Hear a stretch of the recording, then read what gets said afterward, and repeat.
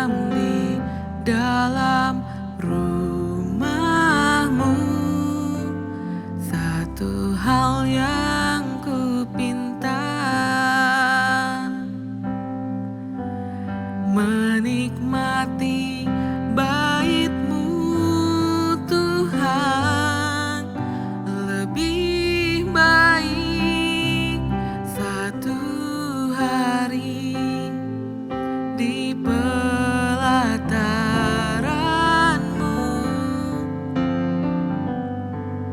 daripada 1000 hari di tempat lain.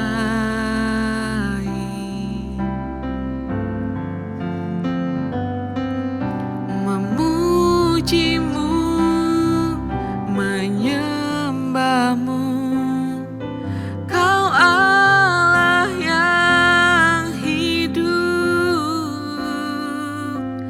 dan menikmati semua kemurahan-Mu.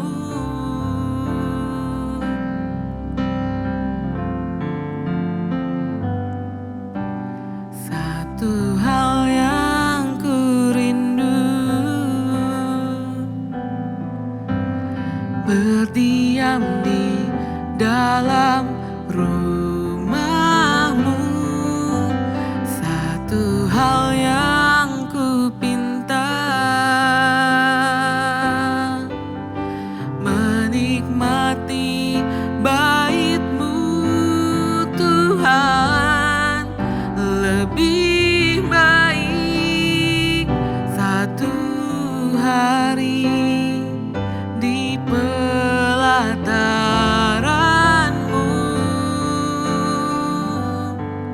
daripada 1000 hari di tempat lain.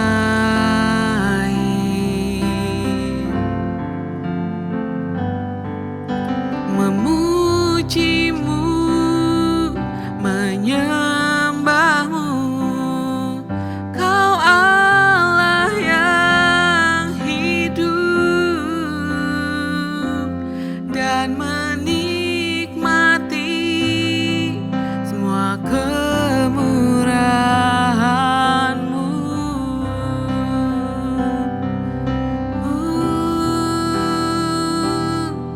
Kami mau diam di hadirat-Mu, sebab hadirat-Mu yang terbaik. Hadirat-Mu melegakan kami. Terima kasih Roh Kudus, kami mengasihi Engkau Bapa. Oh, lebih baik satu hari di pelataran-Mu daripada 1000 hari di tempat lain.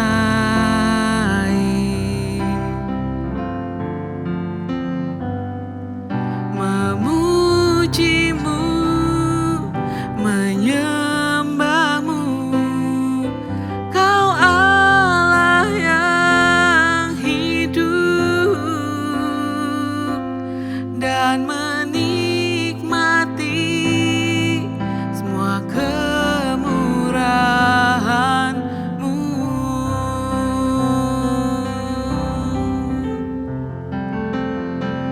Dan menikmati semua kemurahan-Mu.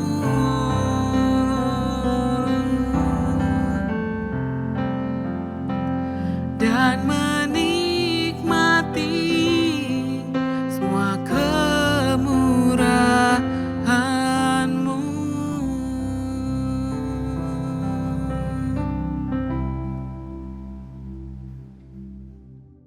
Shalom Bapak Ibu Saudara sekalian, kembali kita berjumpa di dalam acara perenungan kita Rise Up. Diambil dari kitab 1 Samuel pasal 29, menyajikan suatu narasi yang sangat menarik tentang dilema etika, kemudian kedaulatan Tuhan dan perlindungan tersembunyi bagi anak-anaknya. Saya beri judul dengan tangan yang tak terlihat di tengah dilema. Dalam pasal ini kita menemukan Daud berada dalam situasi yang sangat canggung. Kenapa? Karena dia melarikan diri dari Saul dan mencari perlindungan di tanah Filistin. Yang kita tahu itu notabene adalah musuh Israel. Masalah muncul ketika orang Filistin hendak berperang melawan Israel. Daud dan pasukannya dihadapkan dan diharapkan untuk ikut berperang membela Filistin. Bayangkan posisi Daud, Bapak Ibu Saudara sekalian. Jika ia berperang, berarti ia akan membunuh bangsanya sendiri dan mengkhianati panggilannya sebagai calon raja. Tetapi jika ia menolak, ia akan dianggap sebagai pengkhianat oleh Akis, Raja Filistin yang telah melindunginya. Dari kitab 1 Samuel 29 ada 3 hal pelajaran utama yang kita akan sama-sama pelajari. Yang pertama, konsekuensi yang salah dari langkah yang kita ambil yang salah di hadapan Tuhan. Daud berada di Filistin karena rasa takutnya kepada Saul, bukan karena perintah Tuhan. Ia mencoba mencari solusi secara sendiri tanpa bertanya kepada Tuhan dengan berlindung justru di kemah musuh. Nah, terkadang Bapak Ibu, keputusan yang kita ambil karena rasa takut akan membawa kita justru ke dalam jalan buntu di mana tidak ada pilihan yang terlihat lagi. Dan yang kedua, anugerah Tuhan yang membatalkan, ayat 4-7.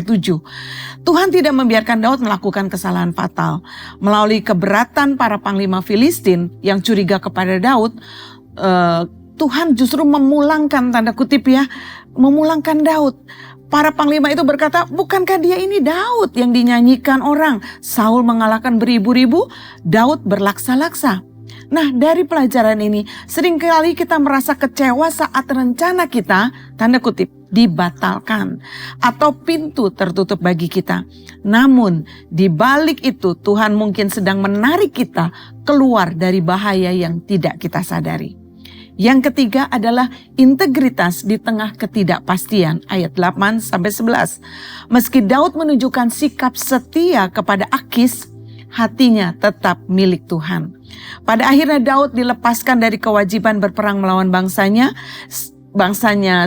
sendiri, bangsa Israel, tanpa harus merusak hubungan diplomatiknya dengan Akis.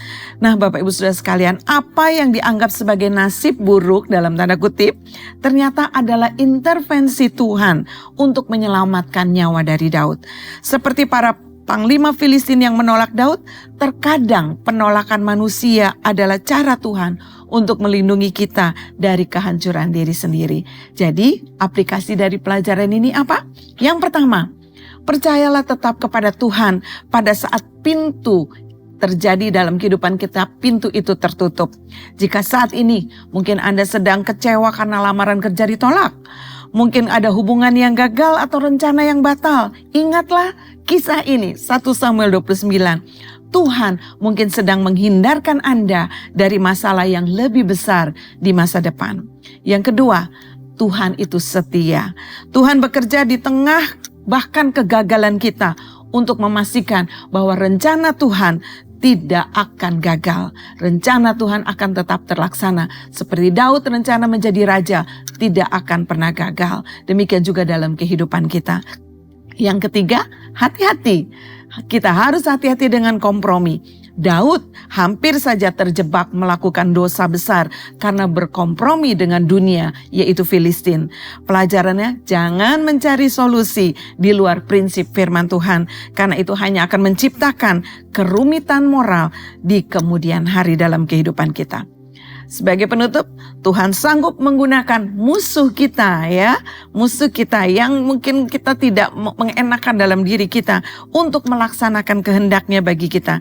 Jangan takut ketika dunia menolakmu, karena bisa jadi itulah cara Tuhan untuk mengarahkanmu kembali ke jalan yang benar. Firman Tuhan menjadi berkat buat kita semua. Mari kita berdoa. Terima kasih Tuhan untuk hari ini. Kembali firman-Mu datang kepada kami. Jadikanlah kami manusia-manusia, orang-orang yang percaya kepadamu dengan tetap memandang Tuhan setia dan Tuhan tidak pernah gagal di dalam rencanamu membentuk kami semua. Di dalam nama Tuhan Yesus kami sudah berdoa dan bersyukur. Amin. 1 Samuel 29. Daud dikirim pulang oleh orang-orang Filistin.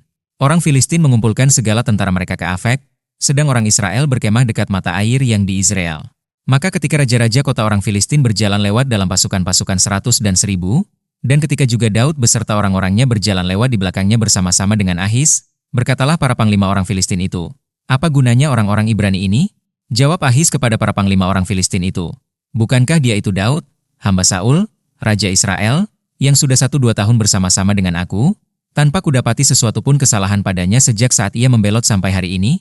Tetapi para panglima orang Filistin itu menjadi marah kepadanya, serta berkata kepadanya, "Suruhlah orang itu pulang, supaya ia kembali ke tempat yang kau tunjukkan kepadanya, dan janganlah ia pergi berperang bersama-sama dengan kita, supaya jangan ia menjadi lawan kita dalam peperangan. Sebab dengan apakah orang ini dapat menyukakan hati tuannya, kecuali dengan memberi kepala-kepala orang-orang ini? Bukankah dia ini Daud yang dinyanyikan orang secara berbalas-balasan sambil menari-nari? Demikian, Saul mengalahkan beribu-ribu musuh, tetapi Daud berlaksa-laksa." Lalu Ahis memanggil Daud dan berkata kepadanya, "Demi Tuhan yang hidup, engkau ini orang jujur dan aku memandang baik, jika engkau keluar masuk bersama-sama dengan aku dalam tentara, sebab aku tidak mendapati sesuatu kejahatan padamu, sejak saat engkau datang kepadaku sampai hari ini. Tetapi engkau ini tidak disukai oleh raja-raja kota. Sebab itu, pulanglah, pergilah dengan selamat dan jangan lakukan apa yang jahat di mata raja-raja kota orang Filistin itu." Tetapi Daud berkata kepada Ahis, "Apa yang telah kuperbuat? Dan kesalahan apa yang kau dapati pada hambamu ini? Sejak saat aku menjadi hamba kepadamu, sampai hari ini, sehingga aku tidak boleh ikut pergi berperang melawan musuh tuanku raja?" Lalu Ahis menjawab Daud, "Aku tahu, engkau ini memang kusukai seperti utusan Allah. Hanya, para panglima orang Filistin telah berkata, ia tidak boleh pergi berperang bersama-sama dengan kita. Jadi, bangunlah pagi-pagi beserta orang-orang tuanmu ini yang datang bersama-sama dengan engkau. Bangunlah kamu pagi-pagi, segera sesudah hari cukup terang bagimu, dan pergilah." Lalu bangunlah Daud dan orang-orangnya pagi-pagi untuk berjalan pulang ke negeri orang Filistin, sedang orang Filistin itu bergerak maju ke Yizreel.